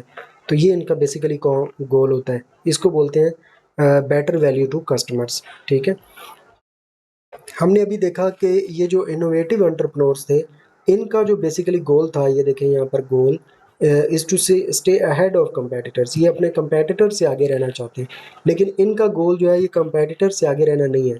इनका गोल क्या है कि ये कस्टमर को बेटर वैल्यू प्रोवाइड करना चाहते हैं, ठीक है। बेसिकली इनका ये मकसद होता है। They refine designs to make them more efficient. इनकी कोशिश होती है कि ये जो डिज़ाइन बन चुके हैं इनको मज़ीद बेहतर से बेहतर किया जा सके। आप देख रहे हैं गाड़ियों के डिज़ाइन दिन ब दिन चेंज हो रहे हैं, बाइक्स के डिज़ाइन दिन ब दिन चेंज हो रहे हैं, मोबाइल फ़ोन्स के डिज़ाइन जो है वो चेंज हो रहे हैं। तो ये जो डिज़ाइन में चेंजेस आ रही हैं और ये पहले से बेहतर डिज़ाइन जो हो रहे हैं, ये बेसिकली इमिटेटिंग एंटरप्रेन्योर्स की वजह से ही हो रहे हैं। They adopt proven strategies to increase profitability. ये बेसिकली उन स्ट्रेटजीज़ को यूज़ करते हैं जो पहले से प्रूव्ड है, यानी कि जो जिनका पता है कि ये स्ट्रेटजीज़ वर्क करती हैं, ये उन स्ट्रेटजीज़ को यूज़ करते हैं और प्रॉफिट कमाते हैं। For example the success of companies like Samsung which improved on apples smartphone designs. Example के तौर पे उन्होंने कहा जी कि सैमसंग जो है ये बेसिकली एप्पल के जो डिज़ाइंस हैं, स्मार्टफोन डिज़ाइन है, इन्होंने सैमसंग ने एप्पल के डिज़ाइन को मज़ीद बेहतर करके प्रॉफिट कमाया है। यानी कि जो एप्पल है यहाँ पर, ये बेसिकली इनोवेटिव कह लें कि ये इनोवेटिव एंटरप्रेन्योर है, ये इजाज़ किया इसने। और जो सैमसंग है ये इमिटेटिंग एंटरप्रेन्योर है। इसने क्या किया है, उनके डिज़ाइंस को मज़ीद बेहतर किया और मज़ीद उसमें बेहतरी लेके आके खूबसूरती लाए, डिज़ाइन को मज़ीद यूज़र फ्रेंडली बनाया। ठीक है, तो shows the power of imitation, और ये बेसिकली पावर ऑफ इमिटेशन की वजह से, इमिटेट का मतलब ही ये होता है कि आप किसी को कॉपी कर रहे हैं और उसको मज़ीद बेहतर कर रहे हैं। उसके बाद आ जाते हैं नंबर 3 पे है फेबियन एंटरप्रेन्योर्स। ये कौन से होते हैं? ये simple, they prefer to stick to traditional methods. इनका बेसिकली ये होता है कि ये अपने ट्रेडिशनल मेथड जो पहले से चले आ रहे हैं, ये वही मेथड्स जो है उनको इस्तेमाल करते रहते हैं, उन्हीं प्रोडक्ट्स और सर्विसेज को इस्तेमाल करते रहते हैं और वहीं से बिजनेस चलाते रहते हैं। They are often risk averse. ये बेसिकली रिस्क अवर्स होते हैं। रिस्क अवर्स उस शख्स को कहते हैं जो रिस्क नहीं लेना चाहता, जो रिस्क से बचता है, जो रिस्क से भागता है, उसको हम बोलते हैं risk averse. And avoid taking big chances, और ये कोई बड़ा चांस लेने से घबराते हैं, यानी कि बड़ा ब्रेक थ्रू या बड़ा स्टेप नहीं लेते ये। ठीक है, they wait for others to lead the way before making any moves. इनकी कोशिश होती है कि ये दूसरों की तरफ देखते हैं कि कोई पहले इनकी इंडस्ट्री में कोई पहला शख्स, कोई या कोई पहला ऐसा कोई बिजनेस मैन आए जो खुद से पहले आके ट्राई करे किसी प्रोडक्ट को, किसी नई प्रोडक्ट को, वो नई प्रोडक्ट बनाए, उसको बेचे, और अगर वो कामयाब हो गया तो हम उसको फॉलो कर लेंगे। ठीक है, यानी कि ये किसी लीडर का वेट करते रहते हैं। They make incremental changes rather than large innovations. ये कोई बड़ी बड़ी इनोवेशंस नहीं करते, यानी कि बहुत ही बिल्कुल ज़ीरो से नई प्रोडक्ट नहीं बनाते। इनकी कोशिश होती है कि इंक्रीमेंटल चेंजेस करें, यानी कि एडिशनल चेंजेस जो हैं वो करते रहते हैं, थोड़ी थोड़ी चेंजेस करते रहते हैं। They tend to follow established trends rather than create new ones. ये लोग ट्रेंड सेटर नहीं होते, ये ट्रेंड फॉलोअर्स होते हैं। ट्रेंड सेटर वो होता है जो नया ट्रेंड सेट करता है, नई नया ट्रेंड बनाता है। ये लोग वो नहीं है, ये लोग हैं ट्रेंड फॉलोअर्स। ये एस्टैब्लिश्ड ट्रेंड्स जो होते हैं, यानी कि जब किसी चीज़ का ट्रेंड बन जाता है, किसी प्रोडक्ट को इस्तेमाल करने का ट्रेंड बन जाता है, तो फिर ये वो वाली प्रोडक्ट जो है बनाना शुरू करते हैं और मार्केट में अपना हिस्सा लेते हैं। ठीक है, for example, many small family-owned businesses in local markets adopt new technologies only after they become widely accepted। यानी कि जो छोटे छोटे बिजनेस होते हैं, फैमिली ओन्ड बिजनेसेस होते हैं, ये लोग तब नई टेक्नोलॉजी को यूज़ करते हैं जब वो हर जगह अवेलेबल होती है, यानी कि काफ़ी सारे लोग उसको इस्तेमाल कर रहे होते हैं और वो सक्सेसफुल हो चुकी होती है, फिर ये लोग उसको अडॉप्ट करते हैं। अच्छा, चौथे नंबर पे जो आते हैं जी, हमारे ड्रोन एंटरप्रेन्योर्स आते हैं। तो ड्रोन एंटरप्रेन्योर्स किसे कहते हैं? दे avoid new ideas and innovation. ये इनकी कोशिश होती है कि नए नए आइडियाज़ और नई नई इनोवेशन से बचा ही जा सके भाई। ये लोग पुराने जहनीत के लोग होते हैं और ये लोग कोशिश करते हैं कि न्यू आइडियाज़ हमने बिल्कुल अपने इम्प्लीमेंट नहीं करने और कोई इनोवेशन हमने नहीं करनी। They are open to taking, they are not open to taking risk. ये बिल्कुल रिस्क नहीं लेना चाहते। They prefer to follow familiar paths and avoid challenges. ये इनकी कोशिश होती है कि जो पहले से तरीकाकार चला आ रहा है बिजनेस का, ये उसी को फॉलो करते रहते हैं और नए चैलेंजेस को अवॉइड ही करते हैं। ठीक है, they stick to routine operations and they stick to routine operations and resist change. और इनकी कोशिश होती है कि जो रूटीन का काम पहले चल रहा है, ये बस उसी पे चलते रहें, और चेंज कोई भी आए ये उसको बहुत रेजिस्ट करते हैं, ये चेंज को मानते ही नहीं है, ये चेंज लाने की कोशिश ही नहीं करते हैं। जो चेंज लाना भी चाहे ये उसको भी नहीं लाने देते। ठीक है, they often rely on past success instead of seeking growth opportunities. इनका जो इनका काम क्या है कि ये पहले जो काम इनका कामयाब हो चुका हुआ है, जो बिजनेस इनका पहले चल चुका हुआ है, ये कोशिश करते हैं कि बस उसी को चलाई रखो। ये नई ग्रोथ अपॉर्चुनिटीज़, नई मार्केट में जाना पसंद नहीं करते, नए मेथड्स अडॉप्ट करना पसंद नहीं करते, ये नई किस्म की टेक्नोलॉजीज़ को यूज़ करना पसंद नहीं करते। यानी कि ये कोई भी नई अपॉर्चुनिटीज़, ग्रोथ अपॉर्चुनिटीज़ को ये बिल्कुल पसंद नहीं करते, ये रिस्क लेना बिल्कुल नहीं चाहते। For example, some long established retail stores continue operating the same way despite the rise of e-commerce। For example, आपके गली मोहल्ले में या आपकी सोसाइटी में या आपके सिटी में हो सकता है कोई बहुत बड़ा रिटेल स्टोर हो, ठीक है, और आप देख रहे हैं कि वो आज भी वही काम कर रहा है, और वो आज भी उसी स्टोर को चला रहा है। हालाँकि ई-कॉमर्स जो है वो बहुत आगे निकल चुकी हुई है। उन्होंने अपना बिज़नेस ऑनलाइन लेके ही नहीं गए। वो ऑनलाइन चीज़ें, प्रोडक्ट्स अपनी सेल ही नहीं कर रहे। इंटरनेट को उन्होंने अपनी स्टोर को बढ़ाने के लिए इस्तेमाल ही नहीं किया। क्यों? क्योंकि उनका स्टोर जो है वो फ़िज़िकल स्टोर जो है वो चल रहा है, उनको प्रॉफ़िट आ रहा है, काम चल रहा है, ठीक है। वो हालाँकि इंटरनेट को अगर वो इस्तेमाल करते हैं तो उससे उनका बिज़नेस बढ़ेगा ही, कोई सेल बढ़ेगी ही, कम थोड़ी होगी। तो वो लेकिन फिर भी वो नहीं चाहते कि भाई हम लोग कोई चेंज नहीं चाहते, हम कोई इनोवेशन नहीं चाहते। हम अपने जो पहले से हमारे पास सक्सेस एक चल रही आ रही है, मैं हम लोग उसी के साथ बस चिपट के रहेंगे। हम लोग कोई नई ग्रोथ वगैरह या हम लोग सेल बढ़ाना ही नहीं चाहते। जो चल रही है सेल वही काफ़ी है हमें। तो ये इस किस्म के लोग होते हैं। Roles of an entrepreneur basically जो एंटरप्रेन्योर्स होते हैं ये चेंज लेके आते हैं, और ये इकोनॉमिक चेंजेस लेके आते हैं, सोशल चेंजेस लेके आते हैं, टेक्नोलॉजिकल चेंजेस लेके आते हैं। हर किस्म की चेंजेस जो हैं वो जो आ रही होती हैं सोसाइटी में, वो बेसिकली एंटरप्रेन्योर्स की वजह से ही आ रही होती हैं। तो जो भी बंदा चेंज लेके आएगा, जो नई क्रिएटिविटी लेके आएगा, नई इनोवेशन लेके आएगा, बेसिकली वो एंटरप्रेन्योर है। चाहे वो सोच में चेंजेस हो, चाहे वो टेक्नोलॉजी में चेंज हो, चाहे वो मूड में चेंज हो, चाहे वो ट्रेंड में चेंज हो, चाहे वो किसी भी किस्म का पॉजिटिव चेंज हो। तो वो जो चेंज है, वो पॉजिटिव चेंज बेसिकली जो भी लेके आ रहा है तो वो एंटरप्रेन्योर है। ये बिज़नेस में ही नहीं होता है, ये बहुत सारे लोग जो होते हैं वो सोच बदल देते हैं लोगों की, लोगों के रहने का तरीकाकार बदल देते हैं। वो लोग बिज़नेस तो नहीं कर रहे हैं, लेकिन वो लोग भी एंटरप्रेन्योर होते हैं। तो हर फ़ील्ड में एंटरप्रेन्योर होते हैं, ठीक है? सोशियोलॉजी में भी होते हैं, इसी तरह इकोनॉमिक्स में भी होते हैं, इसी तरह फाइनेंस में भी होते हैं, इसी तरह हर फ़ील्ड में सिविल इंजीनियरिंग में भी होंगे, इसी तरह मेडिकल फ़ील्ड में भी होते हैं। जो लोग नई चीज़ें इनोवेट करते हैं, वो लोग एंटरप्रेन्योर हैं, चाहे वो किसी भी फ़ील्ड में हो। तो बेसिकली रोल ऑफ एंटरप्रेन्योर यही है कि चेंज लेके आते हैं वो, और मेजर चेंजेस ये होती है economic, social and technological changes. अब आ जाते हैं थोड़ी से functions of an entrepreneur discuss कर लेते हैं कि एंटरप्रेन्योर के फंक्शंस क्या-क्या है। इसका एक फंक्शन तो ये है रिस्क एब्जॉर्प्शन। ये रिस्क एब्जॉर्प्शन करता है, रिस्क लेता है। ये तो जब भी आप एंटरप्रेन्योर की बात करेंगे तो उसके साथ रिस्क तो आपके रिस्क हो गया, इनोवेशन हो गया, क्रिएटिविटी हो गया। ये 3 चीज़ें तो पक्की आप कर लेना कि एंटरप्रेन्योर या एंटरप्रेन्योरशिप का लफ़्ज़ जब भी आएगा तो आपके माइंड में ये चीज़ें आ जानी चाहिए। इनोवेशन, क्रिएटिविटी, रिस्क, ये 3 चीज़ें तो अटैच हैं भाई एंटरप्रेन्योर की ज़िंदगी के साथ, ठीक है? तो entrepreneurs take on all business risk. ये हर किस्म का बिजनेस रिस्क लेते हैं। फॉर एग्जांपल ये बिजनेस में कौन कौन से रिस्क होते हैं? Change in consumer preferences. Some time जो आपका कंज्यूमर है, कंज्यूमर मतलब जो आपकी प्रोडक्ट इस्तेमाल कर रहा है, जो आपकी सर्विस इस्तेमाल कर रहा है, वो आपका कस्टमर भी है और कंज्यूमर भी है अगर वो यूज़ कर रहा है तो, ठीक है? तो सम टाइम उसकी वो चेंज हो जाता है, प्रेफरेंसेस चेंज हो जाती हैं। वो आपकी प्रोडक्ट को छोड़ के किसी दूसरे की प्रोडक्ट को इस्तेमाल करना शुरू कर दें, तो इसका मतलब है कि उसकी प्रेफ़रेंस चेंज हो गई है। तो ये बड़ा रिस्क है बिज़नेस के लिए। अगर लोगों की, आपके कस्टमर की प्रेफ़रेंसेस चेंज हो गई, तो वो आपका बिज़नेस जो है वो बंद भी हो सकता है, लॉस भी हो सकता है इसमें। प्रोडक्शन मेथड्स नए-नए आ जाते हैं।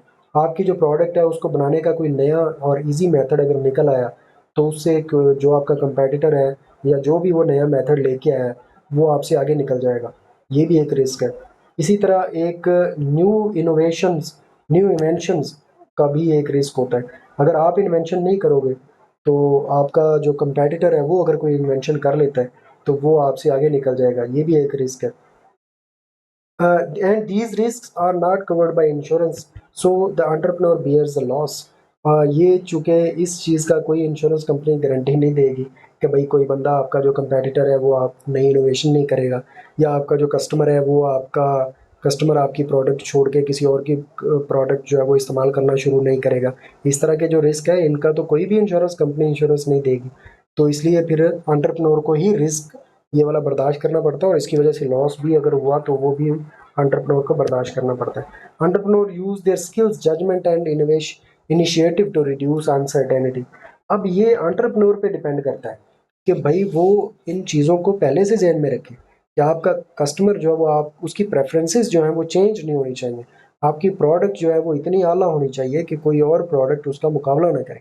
इसी तरह आपके जो प्रोडक्शन मेथड्स हैं वो इतने आला होने चाहिए कि उसके जैसा कोई और मेथड लेके ही ना आ सके, और अगर मेथड कोई नया आता है तो वो सबसे पहले आप लेके आएँ। इसी तरह आप नई-नई इनोवेशंस करें। आपने एक दफ़ा इनोवेशन कर लिया तो वहाँ पर रुक नहीं जाना। आपने मज़ीद इनोवेशंस करते रहना है, करते रहना है, करते रहना है। ये कंटिन्यूस प्रोसेस है। अपने प्रोडक्ट को अगर आप बेहतर से बेहतर, बेहतर से बेहतर नहीं बनाओगे, तो आपकी एक दिन आएगा कि दूसरे लोग अपनी प्रोडक्ट को इनोवेट करते, करते, करते, करते आगे निकल जाएँगे और लोग आपकी प्रोडक्ट खरीदना छोड़ देंगे। तो ये सारे काम जो हैं, ये आपको करते रहना होगा, ताकि और एक अच्छा जो एंटरप्रेन्योर होता है, वो ये सारे काम करता है। वो मुसलसल अपने मेथड्स चेंज करता रहता है, बेहतर से बेहतर मेथड लेके आता है, बेहतर से बेहतर अपनी क्वालिटी लेके आता है, बेहतर से बेहतर इनोवेशंस करता रहता है अपनी प्रोडक्ट के अंदर, और उस प्रोडक्ट को मज़ीद बेहतर से बेहतर करता रहता है। तो ये सारे काम अगर एक करता है, तो वो एंटरप्रेन्योर है, और वही सक्सेसफुल एंटरप्रेन्योर है। इसी तरह एक और फंक्शन है एंटरप्रेन्योर का, formulate strategic business decisions. Strategic business decision basically business के वो डिसीजंस होते हैं जो बड़े बड़े लेवल पे होते हैं, यानी कि जिनका बिजनेस के ऊपर बहुत ज़्यादा इम्पैक्ट होता है, उनको हम कहते हैं स्ट्रेटेजिक बिजनेस डिसीजंस। ठीक है। अब इसमें से कौन कौन से बिजनेस डिसीजन शामिल हैं? For example, what products to make, कौन सी प्रोडक्ट बनाई जाए, ये बिजनेस का सबसे बड़ा डिसीजन है।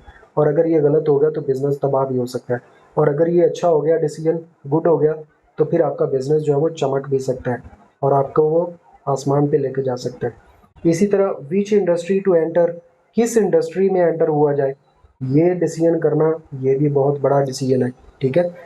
अब इंडस्ट्री में और बिजनेस में थोड़ा सा फ़र्क समझ लें। फैक्ट्री या इंडस्ट्री में फ़र्क होता है।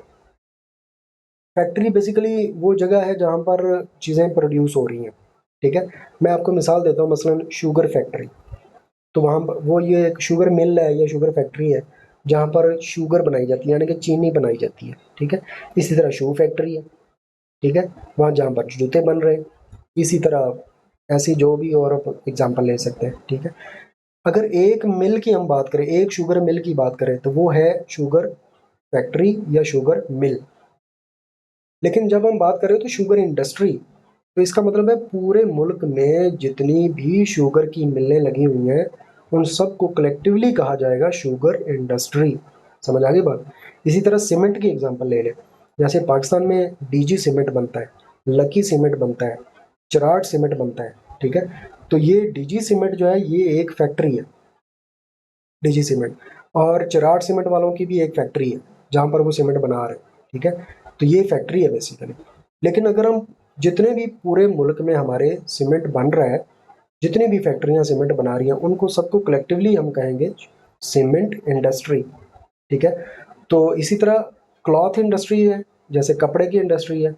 तो कपड़े की इंडस्ट्री में बेतहाशा किस्म के कपड़े बन रहे हैं। कोई रेडीमेड सूट बना रहे हैं, कोई रेडीमेड बच्चों के बना रहे हैं, कोई जीन्स बना रहे हैं, कोई शर्ट्स बना रहे हैं, कोई पैंट्स बना रहे हैं, कुछ सादा कपड़ा कपड़ा बना रहे हैं, अनस्टिच बना रहे हैं, स्टिच बना रहे हैं, कोई मेल के बना रहा है, कोई फीमेल के बना रहा है। बहुत बड़ी इंडस्ट्री है ये। ठीक है। इंडस्ट्री में टोटल कपड़े वाली फैक्ट्रीज आ जाती हैं। तो इसी तरह आपको ये डिसीजन लेना होता है कि आपने किस इंडस्ट्री में जाना है। आपने सीमेंट इंडस्ट्री में जाना है, आपने शुगर इंडस्ट्री में जाना है, आपने शू इंडस्ट्री में जाना है, आपने क्लॉथ इंडस्ट्री में जाना है, कौन सी इंडस्ट्री में जाना है। तो ये जो डिसीजंस होते हैं, ये कहलाते हैं स्ट्रेटेजिक बिजनेस डिसीजन। ये बहुत बड़े डिसीजन हैं, एक दफ़ा ले लेंगे तो दोबारा इसको, मतलब ये नहीं कह सकते कि इसको जल्दी से चेंज नहीं कर सकते हम लोग इस डिसीजन को। इसका इम्पैक्ट हमारे बिजनेस पे बहुत ज़्यादा होता है। तो these are called strategic business decisions. तो जो ये जो हमारे एंटरप्रेन्योर्स होते हैं, उन्होंने बेसिकली ये जो स्ट्रेटेजिक डिसीजन मेकिंग है, ये इन्होंने खुद करनी होती है। They choose the best methods of production to maximise profits. इन्होंने बेस्ट मेथड, सबसे बेहतरीन मेथड ऑफ प्रोडक्शन ढूंढने हैं जहाँ से प्रॉफिट जो है वो ज़्यादा से ज़्यादा हो, और कॉस्ट जो है वो, लागत जो है वो कम से कम हो। They also make decisions about business size, location and other important factors to grow their business.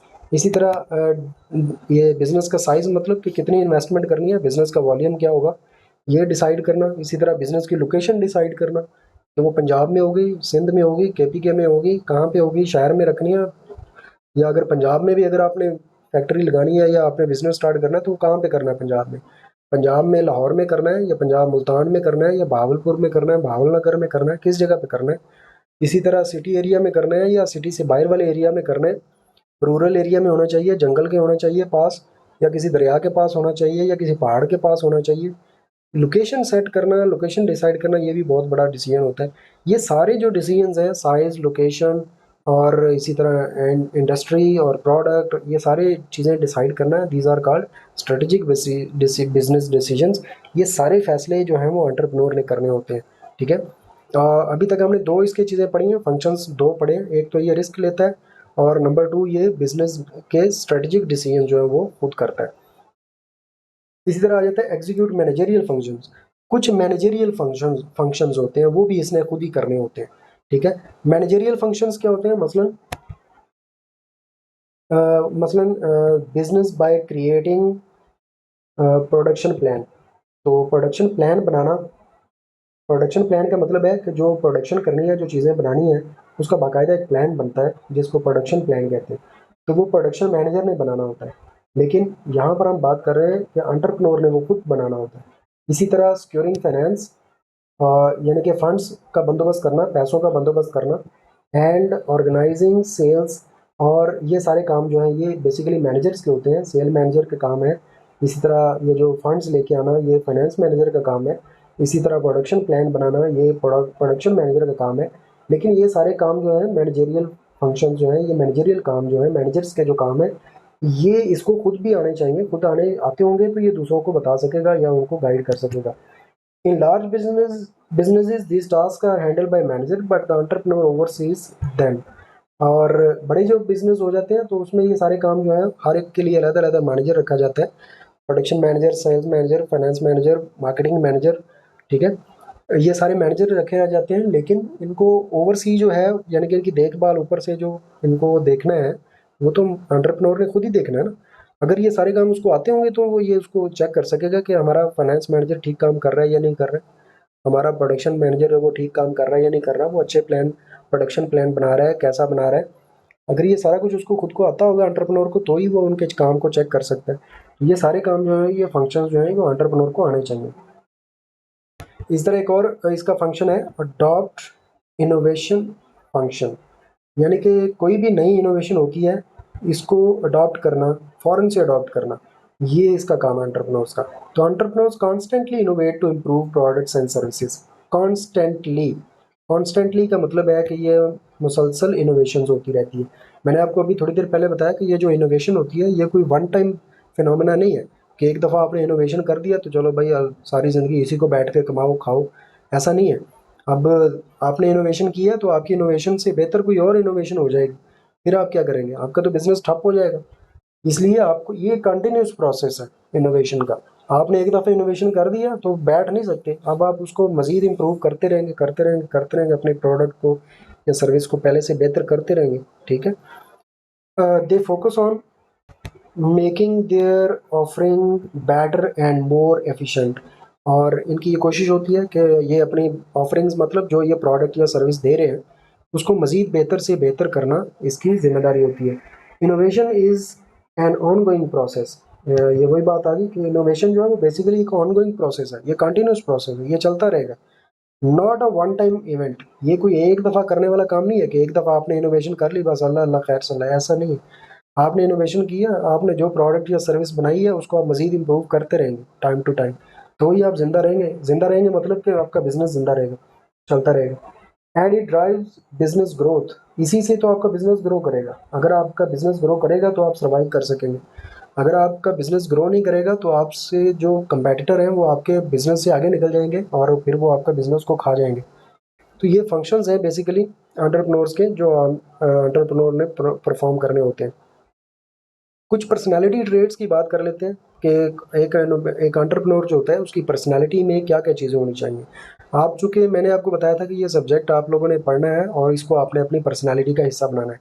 अभी ये जो फंक्शंस मैंने आपको बताए हैं तो ये फंक्शन सारे आपको आने चाहिए। ये कोई बहुत मुश्किल काम नहीं है, कोई हार्ड एंड फास्ट रूल्स भी नहीं इसके लिए होते। ये time to time, person to person, situation to situation vary भी करते रहते हैं।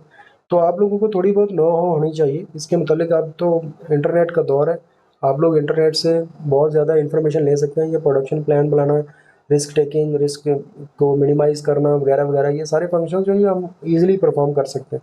बस बात यह है कि आपको ये सारी चीज़ें अपनी पर्सनैलिटी का हिस्सा बनानी है, ठीक है। ये चीज़ें प्रैक्टिकली आपको करनी है, सीखनी है। तो अभी कुछ पर्सनैलिटी ट्रेट्स हम लोग पढ़ने जा रहे हैं। तो ये पर्सनैलिटी ट्रेट्स आपने वन बाय वन इस तरह आपने सुनने हैं कि ये आपकी पर्सनैलिटी का हिस्सा होने चाहिए।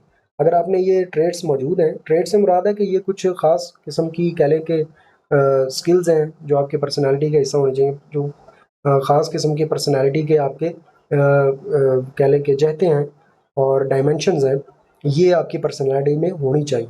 अगर ये हैं तो आप बहुत अच्छे एंटरप्रेन्योर बन सकते हैं, और अगर इनमें कोई मिसिंग है तो आप वो वाली जो ट्रेट है वो आप अपने अंदर इम्प्लीमेंट कर सकते हैं, अपने अंदर ला सकते हैं, आप उसको डेवलप कर सकते हैं।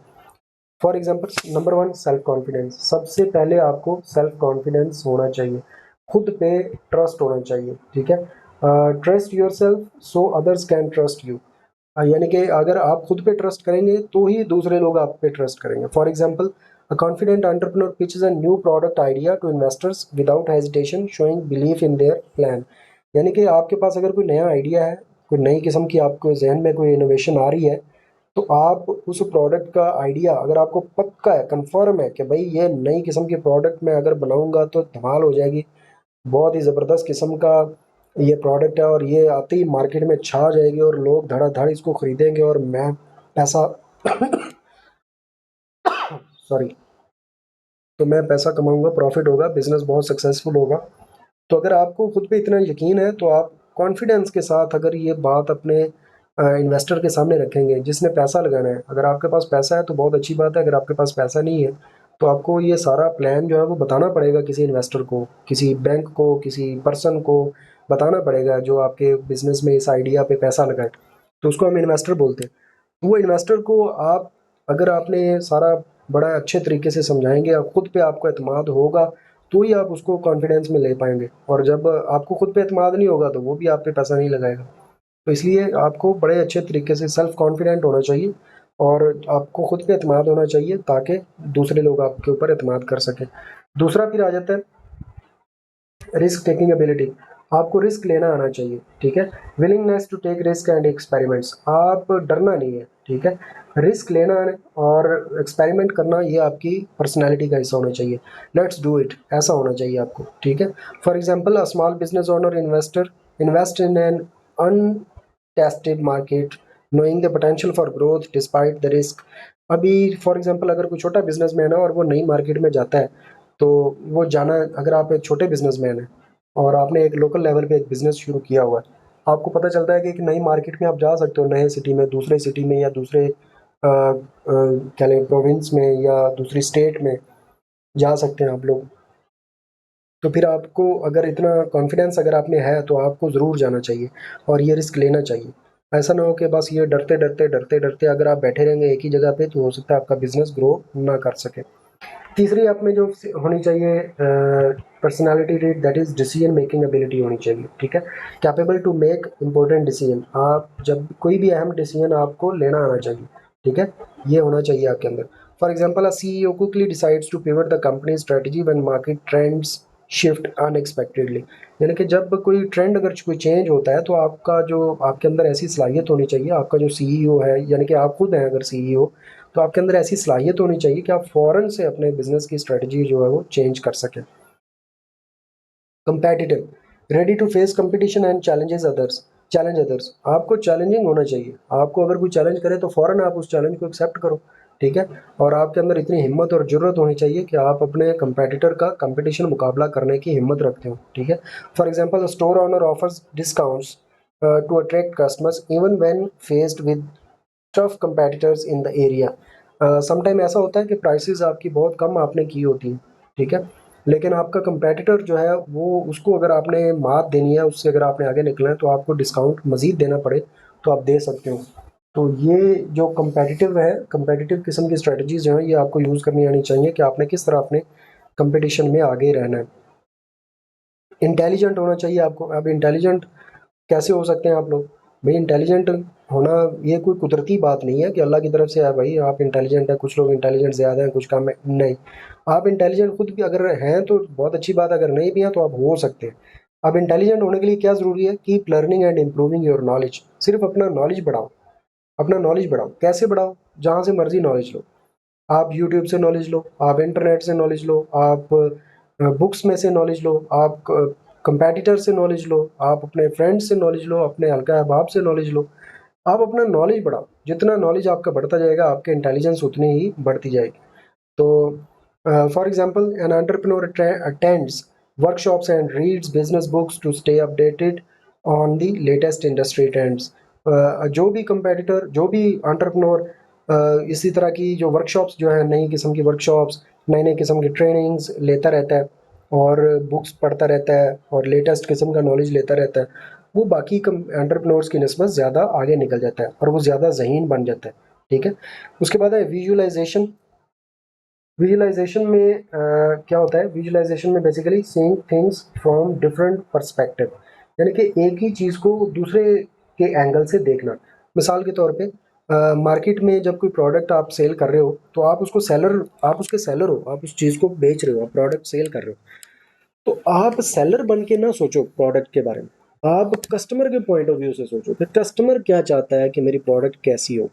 ठीक है, तो ये होता है विजुअलाइजेशन, कि किसी की जगह पे खुद को रख के सोचना, दैट इज़ विजुअलाइजेशन। ये आपके अंदर होनी चाहिए। आप अब सेलर हैं तो सेलर बन के ना सोचें, आप कस्टमर बन के सोचें कि वो क्या चाहता है, फिर उसके जैसी प्रोडक्ट बनाएं जो वो चाहता है। उसके बाद है पेशेंस, यानी कि सब्र होना चाहिए भाई। सब्र ये बहुत ही ज़रूरी चीज़ है, पेशेंस। सम टाइम हालात बहुत ख़राब हो जाते हैं और हमें सब्र से काम लेना होता है, या हमें स्लोली मूव करना होता है। इसी तरह enduring challenges and staying persistent. ठीक है, आपने परसिस्टेंट रहना है, आपने डिसकंटिन्यू नहीं करना, छोड़नी नहीं है, हिम्मत नहीं हारना है, तो बिजनेस को कंटिन्यू रखना है। ठीक है, for example startup founders works tirelessly, जो टायरलेसली फॉर ईयर्स, जो फाउंडर्स होते हैं, जो भी नया बिजनेस स्टैंड करते हैं, वो सालों तक टायरलेसली बगैर थके कई सालों तक वो मेहनत करते रहते हैं, ठीक, knowing that success takes time and persistence. और क्योंकि उनको पता है कि जो कामयाबी है वो तहम्मुल मिजाजी से ही आएगी और ये टाइम लेगी, ये कोई ऐसी चीज़ नहीं है जो रातों रात आपको मिल जाएगी।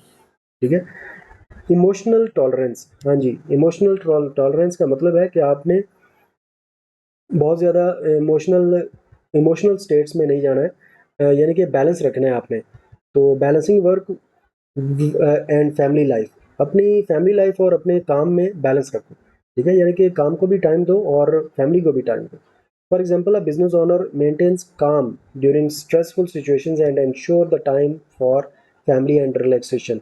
यानी कि जब अगर कोई ऐसा बंदा है जिसको अभी अभी एक कोई एंटरप्रेन्योर है और वो बड़े स्ट्रेसफुल है, आजकल उसके बिजनेस के हालात बहुत अच्छे नहीं है, तो वो स्ट्रेस में भी अगर हो, तो उसके बावजूद, स्ट्रेस में होने के बावजूद, वो अपनी फैमिली को भी टाइम देता है और फैमिली के साथ वो बिल्कुल रिलैक्स रहता है। तो इसके बाद है लीडरशिप क्वालिटीज़, ये होना बहुत ज़रूरी है। ठीक है, ability to lead and motivate others. आपके अंदर ऐसी लीडरशिप क्वालिटीज़ होनी चाहिए कि आप दूसरों को, काम करने वालों को आप मोटिवेट कर सकें और जो काम आप उनसे लेना चाहते हैं वो आप ले सकें। For example, manager inspires their team to meet a tight deadline by offering support and encouragement. Some time ऐसा होता है कि हमें कोई ऑर्डर मिल जाता है प्रोडक्ट बनाने के लिए कि हमने 15 दिन के अंदर ये सारी प्रोडक्ट बना के देनी है। अब हमें पता है कि हमारी मशीनें अगर दिन रात चलें और वर्कर आठ आठ घंटे की शिफ्ट में 3 शिफ्टें जो हम काम करें, तो फिर हम लोग ये काम पूरा कर सकते हैं। तो मैनेजर्स का काम ये है, फिर यहाँ पर अब टाइट डिसीजन डेडलाइन है, हमारे पास टाइट डेडलाइन है बिल्कुल, वो हम लेट नहीं कर सकते, तो उसको कंप्लीट करने के लिए फिर हमें समटाइम ओवर वर्क भी करना पड़ता है, ओवर टाइम भी लगाना पड़ता है। तो मैनेजर्स इतने मोटिवेट होने चाहिए कि वो अपनी टीम को लेकर चलें और उनको इस तरह की जो टाइट डेडलाइंस होती हैं उनको मीट करने की मोटिवेशन उनको दे सकें। टेक्निकल स्किल्स आपके अंदर होनी चाहिए, मैनेजरियल स्किल्स होनी चाहिए और ऑर्गेनाइजिंग स्किल्स होनी चाहिए। ये स्किल्स कौन कौन सी हैं? इसमें बेसिकली टेक्निकल स्किल्स का मतलब है कि आपके पास basic knowledge of new technologies होना चाहिए। जो टेक्नोलॉजी आपके बिजनेस में यूज़ हो रही है, आपको उसका नॉलेज होना ज़रूरी है। बेशक आप यूज़ कर रहे हैं या नहीं कर रहे हैं, लेकिन नॉलेज आपके पास होना चाहिए ताकि आपको पता हो कि आप वो जो टेक्नोलॉजी बंदा जो आपका यूज़ कर रहा है, जो आपका मुतहत है, जो आपका एम्प्लॉई है, वो अगर कुछ अच्छा कर रहा है तो भी आपको पता हो और अगर कुछ उसमें गलती कर रहा है तो भी आपको पता हो। इसी तरह मैनेजरियल स्किल्स आपके अंदर होनी चाहिए। मैनेजरियल स्किल्स मतलब managing people and resources well, लोगों को भी मैनेज करना आना चाहिए और अपने रिसोर्सेज को भी। रिसोर्सेज में क्या चीज़ें होती हैं? रिसोर्सेज में आपका फंड्स आ जाते हैं, पैसा आ जाता है, उसको भी मैनेज करना आना चाहिए कि कब आपने पैसा देना है, कब आपने पैसा लेना है, किसको आपने कितना पैसा देना है, वगैरह वगैरह। ठीक है, रिसोर्सेज मतलब अदर रिसोर्सेज मतलब कि लाइक बिल्डिंग्स आपके पास कम है और आपको पास स्टोरेज की जगह कम है, या आपके पास जो ज़मीन है वो जितनी भी अवेलेबल है आपको उसको यूज़ करना आना चाहिए। इसी तरह जितनी मशीनें आपके पास यूज़ अवेलेबल है आपको वो यूज़ करनी आनी चाहिए कि मैक्सिमम कैसे आउटपुट ली जाए इतनी ही मशीनों को यूज़ करके। ये रिसोर्सेज को यूज़ करना आना चाहिए, दैट इज़ मैनेजरियल स्किल्स। इसी तरह ऑर्गेनाइजिंग स्किल्स आपके अंदर होनी चाहिए, staying organised and efficient. For example an event planner keeps track of every detail and deadlines, ensuring the event runs smoothly। तो जो भी चीज़ें आप बिज़नेस में करो बड़े ऑर्गेनाइज्ड वे से करनी चाहिए और एफिशिएंट वे से होनी चाहिए। इसकी मिसाल ये है कि जैसे इवेंट प्लानर होते हैं ना, इवेंट्स प्लानर, इवेंट में फॉर एग्जांपल अगर कोई ऐसा इवेंट है जैसा कि कह लें कि एक तकरीरी मुकाबला है, ठीक है, तो वो आप मैनेज कर रहे हो, तो आप उस इवेंट के प्लानर हो, तो आपके पास एक रिटन प्लान होना चाहिए कि सबसे पहले हमने इस बंदे को बुलाना है, उसका नाम ये है, उसका नाम हमने कॉल करना है और उसको हमने टाइम जो है वो मेंशन करना है कि इसको हमने 2 मिनट देने हैं कि ये तिलावत करे, ये उसके बाद 5 मिनट देने हैं इस बंदे को, इसने आके ये बोलना है, नात पढ़नी है या कुछ भी करना है, फिर उसके बाद ये बंदा आएगा, उसके बाद ये बंदा आएगा, उसके पास इतना टाइम होगा और इतने बजे जनाब ये होगा, इतने बजे ये होगा। ये सारा इवेंट जो है इसके अंदर हर चीज़ जो है वो प्लान्ड तरीके से ऑर्गेनाइज तरीके से चल रही है। तो ये सारा काम जो है ये अगर आप कर रहे हैं तो you are a good entrepreneur.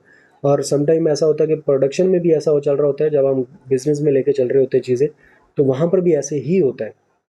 कब आपका रॉ मटेरियल आना है, कब वो कन्वर्ट होगा फिनिश गुड्स में, कब वो आगे सेल होगी, कब ऑर्डर जो डिलीवर होगा, कब नया रॉ मटेरियल लेके आना है, ये सारी चीज़ें जो हैं प्लानिंग के तहत चलती हैं। This is called organising skill. अगर ऐसा हो जाए इसमें कुछ गड़बड़ हो जाए, मतलब आपका रॉ मटेरियल जो है वो नहीं आया और आपकी प्रोडक्ट जो है वो सेल होकर चली गई है और अब आपके लोग जो हैं प्रोडक्शन वाली जो टीम है वो सारी मतलब फ्री बैठी हुई है और आपका रॉ मटेरियल अभी आया ही नहीं है नया नई प्रोडक्ट बनाने के लिए, तो इसका मतलब है कि आपके अंदर ऑर्गेनाइजिंग स्किल्स नहीं है, ठीक है।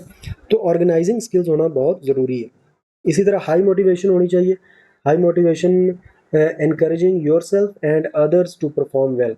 अपने आप को भी आपने मोटिवेट करना है और आपने दूसरों को भी मोटिवेट करना है, ठीक है, ये आपके पास होनी चाहिए। क्रिएटिव होना चाहिए आपको, यानी कि thinking of new ideas and solutions. कोई भी प्रॉब्लम आती है, कोई भी नया आइडियाज़ जो है वो आपके जहन में आने चाहिए। आपको अपने प्रोडक्ट के बारे में सोचना चाहिए और आपको अपने मेथड्स के बारे में सोचना चाहिए और नए नए सॉल्यूशंस के बारे में सोचना चाहिए, नई नई प्रोडक्ट्स के बारे में सोचना चाहिए। तो क्रिएटिव आपको होना चाहिए, ठीक है। इसी तरह रियलिटी ओरिएंटेड होना चाहिए आपको। Reality oriented mean being practical and making rational decisions, ठीक है, अक्लमंदाना फैसले करने हैं। For example a business owner sets realistic goal for the next year based on current market conditions, avoiding over ambition, ठीक है। यानी कि आपने जो भी गोल रखना है, अगर आपने कोई गोल रखा है, फॉर एग्जांपल आपने एक गोल रखा जी कि अगले साल हमने 5,000 यूनिट्स जो अपनी प्रोडक्ट के सेल करने हैं, ठीक है, तो ये बड़ा अच्छा मतलब ये एक रैशनल डिसीजन होना चाहिए, रैशनल गोल होना चाहिए। ये नहीं होना चाहिए कि मतलब अगर तो आप देख रहे हैं कि मार्केट की कंडीशन ख़राब है कोरोना की वजह से या कुछ भी और वजह से, लोगों के हालात ख़राब हैं, लोग आपकी प्रोडक्ट को ख़रीद नहीं रहे या कंपेटिटर्स बहुत ज़्यादा आ चुके हुए हैं इस साल मार्केट के अंदर, आप पहले 4,000 मार्केट्स में प्रोडक्ट सेल कर रहे हो, मार्केट आपकी वही है, कंपेटिटर भी ज़्यादा हो चुके हैं, तो आप ये अब आप चाह रहे हैं कि अगले साल 5,000 यूनिट सेल हो, तो वो अगर पॉसिबल है या नहीं है, तो ये कैलकुलेशंस होनी चाहिए, कैलकुलेशन बेस्ड होना चाहिए। ये अनरियलिस्टिक किस्म के गोल्स नहीं होने चाहिए, यानी कि ये नहीं कहना चाहिए कि भाई मैं आपको ये चाँद तारे तोड़ लाऊंगा, हालांकि ये मुमकिन ही नहीं है। तो इस तरह के गोल, चाँद तारे तोड़ने वाले जो हैं वो गोल नहीं होने चाहिए। ऐसे गोल्स होने चाहिए जो आपको अचीवेबल भी हों, ठीक है। तो ये रियलिटी बेस्ड होना चाहिए, आपको रियलिटी ओरिएंटेड होना चाहिए, ना कि आपको कोई ओवर एम्बिशियस किस्म की आप जोश में आके कोई बड़ा टारगेट रख लें और बाद में वो अचीव ही ना हो, ऐसा नहीं होना चाहिए। तो यहाँ तक हमने जो चीज़ें पढ़ी हैं, आपने आई होप के चीज़ें समझी हैं और मैं चाह रहा था कि ये बहुत ज़्यादा लंबी वीडियो ना हो। तो थैंक यू वेरी मच, आप लोगों ने लेक्चर पूरा सुना।